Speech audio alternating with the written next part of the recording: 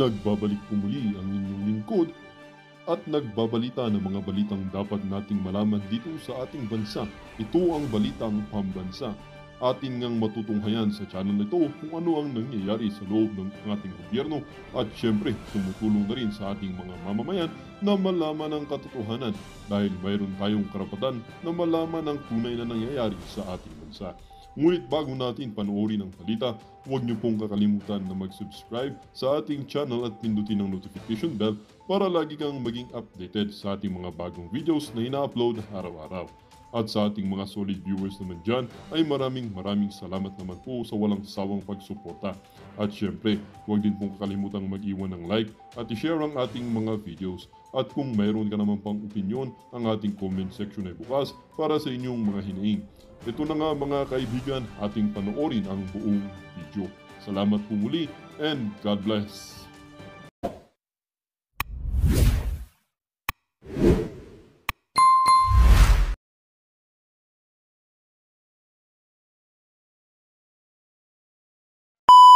Pilipino na may sariling hanap buhay o negosyo o trabaho, ako po ay natutuwa. Ako po ay natutuwa sa bawat Pilipino na umasinso sa buhay. Nakaahon sa kahirapan. Dahil po, ang inyong likod, gusto ko lang pong ipaalam sa inyong lahat, na bago po ako naging Manny Pacquiao, naranasan ko pong hirap ng buhay doon sa mga hindi pa nakakilala talaga kung saan ako nagsimula. Alam nyo, si Manny Pacquiao, bago ako naging Manny Pacquiao, dumaan po ako sa pinakamahirap ng sitwasyon ng pamilya. Alam nyo po, para makilala nyo lang si Manny Pacquiao, Sinisigaw ho ng mga manunood, alam na namin yan. Paano ba naman paulit-ulit na lang ho yan mga kababayan? Nagamit na rin ho nitong si Manny Pacquiao, yung mga pambubudol na yan, noong tumakbo siya ng pagkasenador, noong 2016, kasabay ho siya nitong si dating Pangulong Rodrigo Duterte. Bumenta na yan, Manny Pacquiao. Hindi ka na ulit makakapambudol. Pantakin mo, binabanat-banatan mo yung si Marcos Jr. Tapos ngayon, kasama ka sa senatorial lineup niya. Doon pa lang dapat mahiya ka na wala kang delikadesa. naranasan ko po matulog gilid sa kalye. Matulog lamang gilid sa kalye. Ang sapin ko, karton lang. Minsan magkakain, minsan hindi. At yan ay hindi ko makakalimutan habang ako'y nabubuhay yung karanasan ko na yun. Dahil po, dahil sa karanasan ko na yan, kaya bawat Pilipino na magkaroon ng sariling tahanan, bawat pamilya at Pilipino na magkaroon ng sariling trabaho, ako po'y natutuwa. Kaya po, God willing, ako'y makabalik. Ako'y makabalik sa Senado. Sisiguraduhin ko na magkaroon ng funding, budget, itong tinatawag nating sustainable livelihood. Livelihood program para sa mga Pilipino nang sa gayon, mapalakas natin ang small. Naku, yan na nga ho ba sinasabi natin? Sustainable livelihood. Paano mo isusulong yung sustainable livelihood? Ang mga kasama mo sa partido, gusto lang nilang mangyari, puro ayuda ipamigay sa ating mga kababayan. Hindi pwede kayo tambalustos yan. Yung bibigyan ng negosyo yung ating mga kababayan. Ako, hindi pwede yan.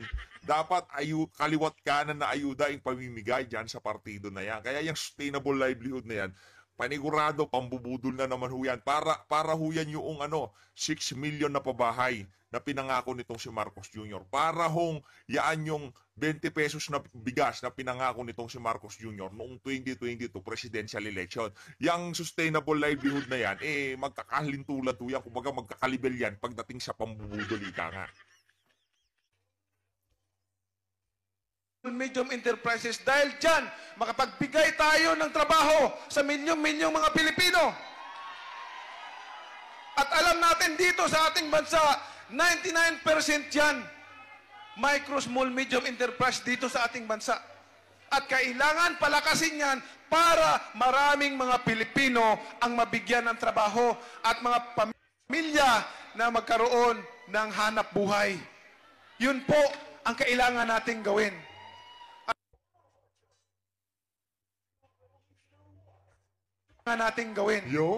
At nais ko pong ipaalam sa inyo na habang ako'y nabubuhay, alam nyo, habang ako'y nabubuhay, ang tinitingnan ko ay ang bawat Pilipino. ang tinitingnan ko, kasi yung ligasiya ko sa sport, nandyan na yan, hindi na makalimutan yan kahit mawala na ako dun sa mundo. Nandyan na yung ligasiya na yan. Pero yung legacy na gusto kong ma-accomplish, yung legacy na makatulong at maging inspirasyon sa mga susunod pang henerasyon. Alam natin yun. Gusto ko maging halimbawa like Singapore. Look at Singapore. Pag sinabi mong Singapore, kahit na matagal nang namatay si Lee Kuan Yew, naaalala natin na si Lee Kuan Yew. Dahil Hindi ho tayo pwedeng ihalin tulad sa Singapore. Hindi ho natin pwede. Kung hindi ho tayo handa doon sa mga kayang gawin na Singapore para mapanatili ang kanilang peace and order, doon na ho muna tayo. Huwag ho muna tayong lumayo kung saang ekonomiya, sa kanilang mga polisiya. Huwag na ho muna tayo pumunta doon. Doon na ho muna tayo sa peace and order. Kung hindi ho natin kayang tahakin yung tinatahak ng Singapore, di ho natin pwedeng in-name drop yung bansa na yan. Hindi ho tayo magiging ganyan habang ang ating bansa okay lang na magkaroon ng pinuno na isang bangag. Okay lang na magbitbit ng kilo-kilong ipinagbabawal na pulburon. Di ba? Okay lang na mahulihan ka ng mga kontrabando sa mga paliparan. Kasi sa Singapore, pagka kayo nahuli na may daladalang anumang kontrabando, wala hong maraming cheche-bureche doon. Rektang bitay ho kayo doon. Kaya malabo ho talaga yung gustong mangyari na yan, itong si Manny Pacquiao. iwan siya ng alaala at legasiya at yan ay nakatulong sa mga henerasyon pang darating. Yun po sana ang gagawin natin dito sa ating bansa. Kung gusto mo palang mangyari yan, Senator Manny Pacquiao, manawagan ka na mag-hair follicle test ang ating presidente. Kasi napakaraming aligasyon, napakarami hong nagsasabi na siya gumagamit ng ipinagbabawal na pulburon. Maraming testimonya sa Senado. Itong si dating Senator Nicky Cositeng nagsabi din na walang ginawa dyan. Lagi lang high sa pulburon yan. Walang ginawa yan kundi magparty ng magparty. Diba? Ganun ho nila isalarawan itong si Marcos Jr. Ngayon, ang mga darating pang henerasyon, ang mga susunod na henerasyon, mabiyayaan sila at makatulong sa kanila ng malaki. Nais ko pong magkaisa ang bawat Pilipino dahil isa lang ang hinahangad natin. Isa lang po ang hinahangad natin, yung matagumpay, sumasagana at umunlad ang pamumuhay natin. Nako. Kaya patuloy po ang Manny Pacquiao na magbibigay ng sariling tahanan at hanap buhay po at magpapaaral sa mga kabataan na hindi makapag-aral. Yun po ang aking ginagawa sa abot ng aking makakaya sa sarili kong pera. Hindi naman po ako nagyayabang, pero sa awa ng Panginoon, sa hirap at ginawa, sa income ko, libo-libo na pong pamilya ang nabigyan ko ng sariling tahanan. Libre po, wala pong bayad yun. Sariling tahanan. Sinasabi ko lang po ito para yung may puso dyan sa mga mahirap, gawin naman nila. Mag-inisita lang sila, mag-inisita lang na tayong lahat magsama-sama para nang sa gayon, ang bawat pamilya, bawat Pilipino, umunlad sa buhay at hindi mahirapan ng may matulungan. Diba? Yan yan ho ang problema dito sa mga kandidato na to ni Marcos Jr. Ibinibida ho nila na tumutulong sila. Okay, given na yon. Walang problema doon. Masaya kami sa mga nakikita namin sa iyo, Senator Manny Pacquiao o former Senator Manny Pacquiao. Yung sinasabi mong pagtulong. Given na yon, tumutulong ka. Pero napakasarap tignan na nung mga panahon na talagang namimigay ka ng pera sa ating mga kababayan, tinutulungan mo yung mga kababayan natin, na hindi ka pumapasok sa politika, talagang mas bilib na bilib ho kami sa inyo doon sa mga ginagawa nyo na yon. Pero ngayong mga panahon na to, yung dating binabatikos nyo, nakitandem pa kayo sa kanya, tapos gusto nyong bumalik sa Senado, gayong wala naman ho kayong nagawa noong binigyan ho kayo ng pagkakataon ng ating mga kababayan na magserbisyo yan sa Senado. Tapos ngayon gusto nyong bumalik. Parang ang labo ho ata noon, Senator Manny. Lugan at may makain sa araw-araw. Yun po ang aking hangad. Dahil hindi po tayo forever dito. Lilipas lang din tayo lahat. Ano man kalaki ng pera mo, ano man kayaman mo dito sa mundo, pag ikaw nawala, iba na rin nagmamay-ari niyan. Hindi mo madadala yan. Kaya po tayo lahat magkaisa mga Pilipino dito sa Alyansa para sa Bagong Pilipinas. Mabuhay ang Iloilo. Maraming salamat po. Maraming salamat po. Eto mga kababayan, nagtaho tayo dito kay Amy Marcos sa manggagamit. No? Dito ho tayo sa mga banat nitong si Amy Marcos.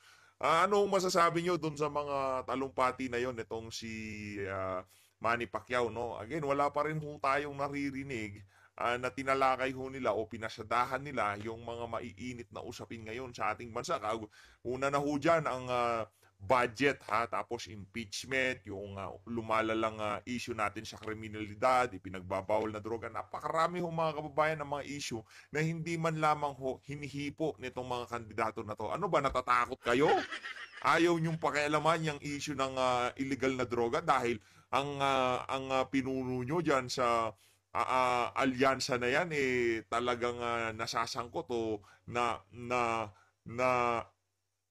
nakakaladkad ang kanyang pangalan diyan sa pulburon na yan, 'di ba? Hindi ho nila inaano 'di ba?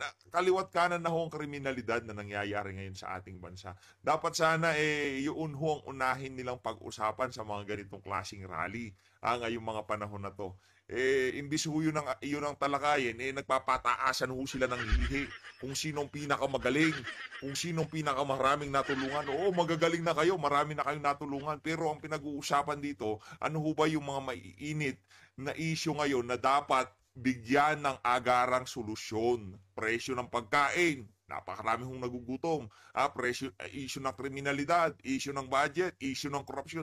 Yun ho, kasi pagka yun nasolusyonan, sigurado ho tayo, 100% kahit papaano iigi ang buhay ng ating mga kababayan. Lahat yan para walang iwanan. Nako. Na-serve po natin Eto yan. na ho, eto At na, eto higit na. sa lahat, ano kaya para sa mga nangangailangan, Oh. ilunsad na natin ang pambansang pantawid sahod. Dili nga maglimos na kada pila. Dili ayuda na patsamba-tsamba. Kundi, Naku, binabanatan ho nitong si Amy Marcos yung ayuda, dili pa tsamba-tsamba daw. Kausapin mo kapatid mo Brad, madam, kausapin niyo yang si Marcos Jr., siya hong promotor diyan sa ayuda na yan, yung pinsan niyo. Yung pinsan niyo si Martin Romualdez, sila hong ang promotor diyan sa ayuda na yan. Pasalamat na lang kayo. Binigyan ho kayo ng magkano? 5 billion sa Senado para ipamigay bilang akap, tapos binabanatan nyo. Ano sabi mo? Hindi ako pumirma kasi kulang-kulang ang budget. Hindi naman ho niya mabanatan sa mga ganitong klaseng pagtitipon. Kung talagang para sa bayan kayo, Senator Amy Marcos, dapat ho sana nagsasalita kayo diyan sa rally na yan at alam nyo na palsipikado ang 2025 budget. Kayo ho ang pinakaunang pumuna diyan sa issue na yan. Kaso, yan hong sinasabi natin. Hindi pa ho sila nakaupo. Ngayon nakaupo sila, kung re-electionist sila. Gusto ho nilang bumalik pero puro kompromiso na ho ang kanilang kandidatura. Hindi man ho nila mahipo yung mga maiinit na issue ngayong mga panahon na to. buwan na sahod sa mga naghihirap. Kaluoy Hirap nito. man ang aton mangingisda, Nako. ang mangunguma, ang aton seniors, ang aton PWD, ang aton solo parents. Ang pantawid sahod ay magiging parang matinong jowa para sa Valentine's. Naaasahan, Nako. laging sumisipot, at tunay na tapat. Hindi katulad ng mga ayuda na kung minsan, hindi mo malaman kung kailan darating. Mas maigi ayusan na rin natin. Pumipitik ka. So, as usual, ano ho bang aasahan natin dito sa ali na to? Puro parinig. Kung ano hong ginagawa niya sa Senado, anong ginawa niya sa 2025 budget, nakita ho niya ang BICAM. Napakaraming blanco. Ano hong ginawa niya? Imbis na ipakita na yung napirmahan na BICAM report o kung ano man yung mga nakita niya, kung bakit nga nasabing kulang-kulang ang BICAM report, wala ho siyang ipinakita. Yun hong problema natin dito kay Amy Marcos. Ngayon, diyan sa rally ng bagong alkansya, para sa bagong Pilipinas, as usual, puro parinig na naman ho ang ating nasasaksihan dito sa ali na to. Ang ating regional specialist hospitals, Ito yung pangarap ng nanay ko. Sa Manila, may Philippine Heart Center, may nagihapon, itong kidney center, lung center, children's center. Why dire? Merong kulang dyan sa mga center na yan. Dapat dagdagan nyo ng bangag center. Yung rehabilitation center. Yun ang kulang di ba? Kailangan ho natin yun, yung rehabilitation center. Sinabi na, lung, heart, kidney, lahat ng center sinabi na Pero yung kaisa-isa na kailangan ng kapatid niya, hindi ho niya mabanggit-banggit yung rehabilitation center. Wala nang problema, parehab ho kayo. Sabay kayo ng kapatid mo. Kasi sa tingin ko, itong si Amy Marcos, sumisimple ho ito Sumusundot ho ito ng, di ba? Nagpupulburon din ho yan, malamang sa malamang. No, tingin ho natin kasi yung mga karakas nitong si Amy Marcos, hindi ho yung gawain ng sa matinong tao. Hindi ho yung gawain ng nasa matinong katinuan, ika nga. Diba? Alam mo nang may problema, ang gagawin mo lang, magpaparinig ka. Imbis na diretsuhin mo, imbis na rektahin mo yung issue, hindi ho yun ang ginagawa niya. Wala akong ginawa yung alinaya sa loob ng 6 na taon. Kahit nung panahon itong si dating Pangulong Rodrigo Duterte, wala akong ginawa yung si Senator Amy kung hindi magparinig. Sa Iloilo, mahal masyado magkasakit. Kaya kinahanglan ining mga ospital ikalat natin para sabay-sabay. Palagay ko, deserve ng Ilonggo ang magandang specialist hospital. Nako, yan na nga ba? Palagay ko, Nako, binubudol ho kayo niyan. Kung yung 6 na milyon na pabahay, hindi ho natupad ng kanyang kapatid, wag ho kayong umasa dyan sa mga specialized hospital na yan para sa puso, para sa bato, para sa kung saan-saan. Wag ho kayong maniwala. 6 na milyong pabahay sa loob ng 6 na taon. Nasahan na ho yun. Bago nyo ho kami paandaran, kung mahirap gawin yung 6 na milyong pabahay, mas mahirap hong gawin yung mga center-center na yan. Kung ako sa inyo, paano kala nyo na unahin natin yung rehabilitation center? Special ho yun para sa mga government official na talagang hindi na ho nila kaya. Ika nga, kailangan na ho nilang mag-seek ng tawag dito, basta professional. kung talagang maayos itong budget, kung itong budget ginhatag sa Ilonggo o Ilocano, may pa pera para ihatag bilang insentibo sa dekadekadang serbisyo ng aton BHW, daycare workers, barangay nutrition scholars, BPATs at tanan. Kaya deserve nila talaga yan. Itong simple na mga pangarap natin, deserve po natin the service sa Senado. Sa inyong lahat, ano man ang problema, may solusyon. Ay, may solusyon. Numero 39 sa balota, sa inyong Huwag nyo hong iboto dahil yung mga yan perwisyo. Ngayon ho mga kababayan, pupunta na ho tayo dun sa pinaka-perwisyo. Eto ho siya. Eto ho, dito ho tayo kay Eric Sylvester. Ang number 1 sa mga commission survey ngayong mga panahon na to. Number 1 ho ito. Doon sa mga bayarang survey firm sa ating bansa, kagaya ng Okta, kagaya ng SWS, kagaya ng ano pa ba, ang Pulse Asia, yan.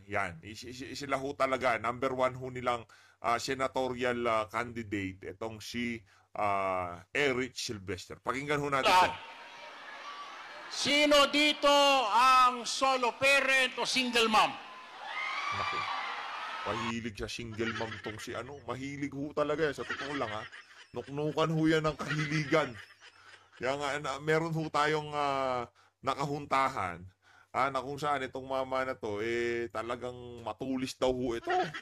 Kaya pati sa rally, hinahanap po niya yung mga single mom. Malapit na. Single parent, solo parent, single mom.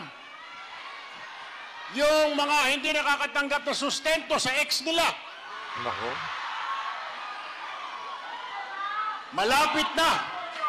Malapit na susustentohan ng ex ninyo ang mga anak ninyo dahil nagpanukala po tayo ng batas sa Kongreso na pag hindi nagsustento si ex ninyo, kulong ang aabutin niya. Hindi lang po yan. Pinapa-review na rin po natin sa Kongreso na reviewin yung batas ng Solo Parent Welfare Act. Sabi doon, 1,000 pesos kada buwan sa bawat solo parent. Hindi na ibibigay, di ba? Wala raw pondo kasi paano na lang pag nasa mahirap ka na munisipyo. Yung batas na yon ginawa, dapat daw ang munisipyo magbayad sa inyo. Paano kung yung munisipyo mo ay walang pera? Di wala, nga. So re-reviewin po natin yan, ibibigay po natin responsibilidad na yan sa Department of Budget and Management. Sila po ang may pera. Sino naman dito mga senior citizen? Malapit na rin po na pag bumili kayo ng gamot, malapit na rin din nyo na kailangang dalhin ang inyong mga medical or medicine booklet dahil kinausap na ho namin ang Department of Health na ipatapon na yung medical booklet na yan dahil ang mga senior madaling makalimot. Ginawa na rin po natin, konting panahon na lamang po, yung discount po ng mga senior sa grocery na 60 pesos kada linggo, ginawa na po natin 500 pesos kada buwan. Malapit na rin po yan. At yan po ang gagawin natin pag tayo ay nasa Senado na. Ako po ay nag-a-apply, kami pong lahat dito. 6 na taon ho, ay 3 taon ho, ay bali 6 na taon. Ilang taon ka ba sa yung ACT-CIS na yan? Yung mga panukala mo na yan, nabulok na lang dyan sa House of Representatives. Kung talagang yung mga advokasya mo na yan, talagang gusto mong mangyari, sa loob ng 3 taon, dapat ho sana meron kaming nakita ang resulta dyan sa mga pinaggagawa mo na yan, Eric Silvester. Kaso ang problema, pagka umaakit kayo sa entablado, doon nyo lang naaalala yung mga gusto nyong gawin. Pagbaba nyo sa entablado, lahat ng sinabi nyo ay nakakalimutan nyo. Kaya kayo tinaguri ang team sinusuka. Itong team nitong si Marcos Jr., team sinusuka. Habang ang ating team, team Tigabili na Suka, itong siya, team nitong si Marcos Jr., team sinusuka. Ito ay nag-a-apply bilang bagong senador ninyo. Ang ating pong qualification, tayo po ay congressman at marami po tayong mga pinanukalang batas. Pangalawa po, naging kalihim po ako ng Department of Social Welfare and Development. Kaya panahon ko po nang tinaasan namin ni Manang Aimee ang Social Pension Fund from 500 pesos, ginawa na namin 1,000. Palakpakan po natin ang pamahala natin. At ang mga mambabatas natin na nag-approve po niyan. Malapit na rin ho yan. Yan po ang pangalawang qualification ko. Pangatlo po, bit-bit ko po ang tatak o tutok, tulfo na serbisyo. Ibig pong sabihin, kahit anong laban, kahit saan, ipagtatanggol ko kayo, sasamahan ko kayo sa inyong mga laban. Dahil ako po, Sir Win Tulfo, ang kakampi ninyo sa Senado. Maraming salamat po. Parang hindi naman totoo yun, Eric Silvester. Hindi ka namin kakampi. Ang kakampi mo sa Senado, yung kapatid mo. Yung kakampi nyo sa Senado, yung mga gustong mangyari nitong si Tambaluslos at itong si Marcos Jr. Yun ho talaga ang kakampi nyo. Mga kababayan, napakapanganib ho talaga pagka itong lineup na to naupo bilang senator judge sa impeachment nitong si Vice President Sara Duterte. Yan ho, hindi pumirma. Masyado ho siyang masyado hong advance mag-isip. Diba? Kesyo napupursin na daw ho niya na isa siya sa magiging senator judge dyan sa impeachment na yan. Kaya hindi ho daw siya pwedeng hindi ho niya daw pwedeng ma-prejudge ang article of impeachment na yan. Kaya hindi daw ho siya pumirma. Ganyan ho sila, mga advance mag-isip. Di pa nanalo, napaka-assuming na. Ayan ho, kalibel ho niya yung mga bangag, yung kumbaga, Yang ipinakita na yan itong si Eric Silvester, talagang masasabi ho natin na hindi ho yan mapagkakatiwalaan, kaya huwag niyo kong iboto yan. Attorney Vic Rodriguez, Pastor Apollo Kibuloy, at itong si Congressman Rodante Marcoleta, at lahat ng PDP laban, senator natin. Nandyan ho sila lahat, tandaan nyo na lang ho yung numero, updated na ho yan. Isulat nyo na lang ho, pero hindi ho natin tatanggalin yan hanggang sa last day ng kampanya, hanggang sa May 12. Kung di ho tayo nagkakamali, May 12 ang botohan. Pagkatapos ho ng May 12, tatanggalin na ho natin yan. Kaya ngayon pa lang, tandaan nyo na ho yung mga numero ng ating mga kandidato sa 2020, sa papalapit na midterm election.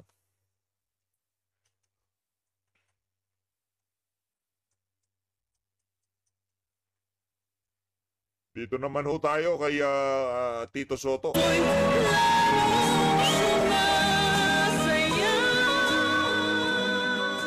Marami pong salamat.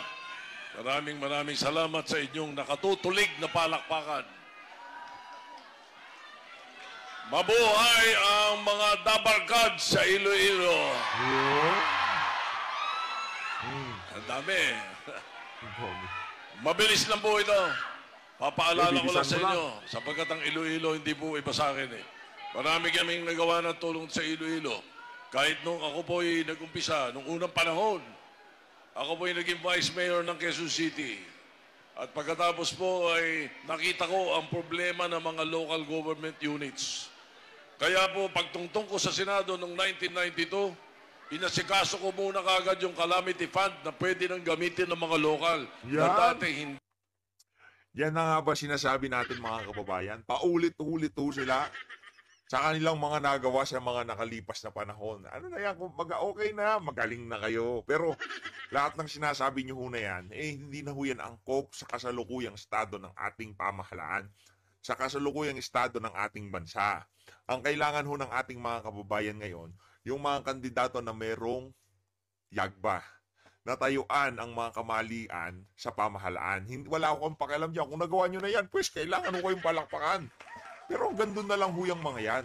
Kailangan, ang gusto ho naming marinig sa inyo, kung anong plano nyo sa mga kawalang yan na nangyayari ngayon sa ating bansa. Yun lang ho. Huwag nyo na ho kaming pabidahan o pabilibin sa mga sinasabi nyo na yan. Okay na, bilib na kami. Magaling na kayo. Nagawa nyo yung, yung calamity fund na kahit hindi magdeklara ang, national government, pwedeng gamitin. O kung ano pa man yung ginawang batas na yan, okay na yan. Approve. Pero magsalita ho kayo sa issue ng budget, sa issue ng kriminalidad, droga, tumataas na presyo ng pangunahing bilhin. Wala ho kaming pakialam dyan. Ang pinakamalapit sa bituka ng sambayan ng Pilipino, presyo ng pangunahing bilhin. Ni isa sa inyo, wala kaming narinig na hinipo yung issue na yan. Wala. Yung tipong binabaran na kahit ilang segundo lamang. Wala ho. Puro ho sila pagpataasan ng ihi. Hindi, kailangan Pangulo nagsasabi. Ginawa ko pong batas yun. Ginawa ko rin batas na magkaroon ng family courts sa buong Pilipinas. Nako. At ginawa ko rin po yung Philippine Drug Enforcement Agency na kung saan pagkatapos po ng 10 taon naman ay aming binalik niyo ko ng 2010. Nakita ko naman noong 2010 ang mga pagkakulang, wala po tayong mental health law. Nako. Wala tayong mga doktor, lalo na nakita nyo nung pandemic. Yan ang problema, yung mga traditional politician, di ba? Yung wala ho silang ginawa kung hindi magpapogi yung trapong-trapo ho ang datingan pagkaganyan. Magaling na kayo, okay, pasadahan nyo yan. Kaso mga 2-3 minuto lang. Pero pagkatapos ng 2 o 3 minuto, ilatagan nyo ho kami. Gusto ko naming marinig kung anong masasabi nyo sa kasalukuyang estado ng ating bansa. Yun hong gusto naming marinig. Wala ko kaming pakialam dyan sa mga naipasan nyo na yan. Tapos na yan. Batas na yan eh. Okay, magaling na kayo. O hindi porket naipasan nyo yan, nagawa nyo yan.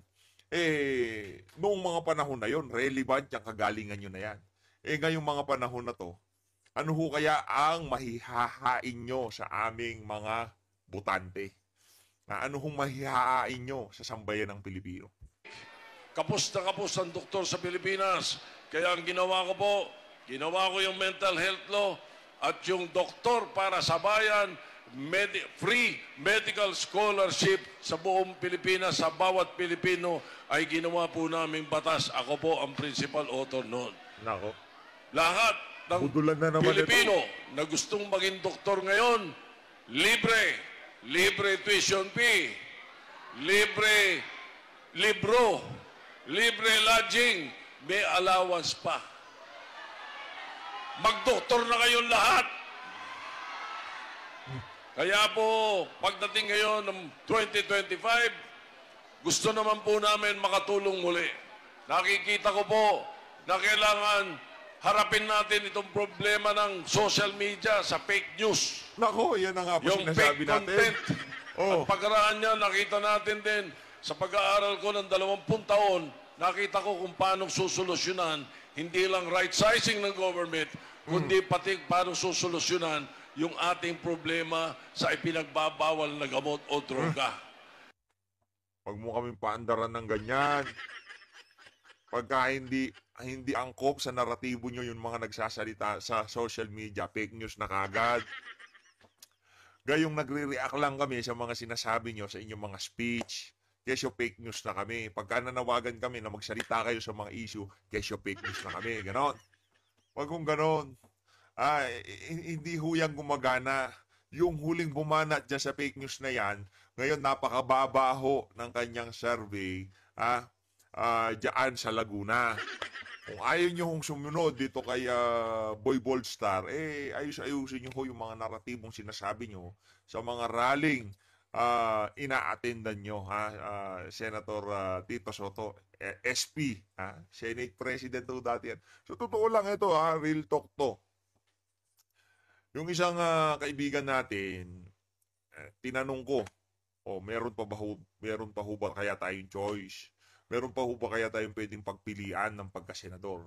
Sinabi niya sa akin, decent yang si Soto, pwede. Yung sabihin, pwede natin gawing kandidato. Ang reaksyon ho natin doon sa kanyang tugon, doon sa ating sinabi, natawa na lang ho tayo. Dahil yang si Soto, bilibu tayo dyan nung Senate President siya, nung panahon ni Tatay Digong. Kasi nung mga panahon na yon, sa mga hindi pa ho ganong kababad sa politika, kahit pa paano, ang Senado ay meron hong boses. Hindi ho kagaya ngayong mga panahon nitong si Chis Escudero, talagang puro kawalang yahan at kung ano na lang ang gusto ng Malacanang, yan hong nangyayari dyan sa Senado. Pero nung panahon nitong si Soto, okay naman. Tumakbo ho yan ng presidente at busy niya ho itong si Ping Lacson. Pagkatapos ho nilang nakipagbardagulan dito sa kasalukuyang presidente noong panahon ng eleksyon noong 2022, ngayon ho mga kababayan, sumali ho silang dalawa sa senatorial lineup. Noon hong nangyari yon, nawala na ho tayo ng gana dito sa dalawa na to. Wala ho sila kahit katiting na respeto sa kanilang sarili. Kung alam nyo kung wala ho sila sa sa bagong Alcancia lineup, malamang pwede ho natin i-considera yang si Soto. Pero dahil dyan sa ginawa nila na yan, okay lang, tumakbo ka ng pagkasenador. Walang problema yan. Kilala ka, kumbaga household name ka, kahit siyang pagpupulong o umpukan o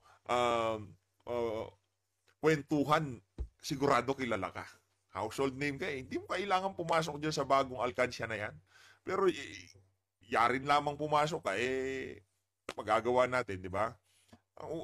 Hindi ko talaga natin kayang suportahan yung mga kandidato na nandyan sa partido na yan, na nandyan sa alyansa na yan.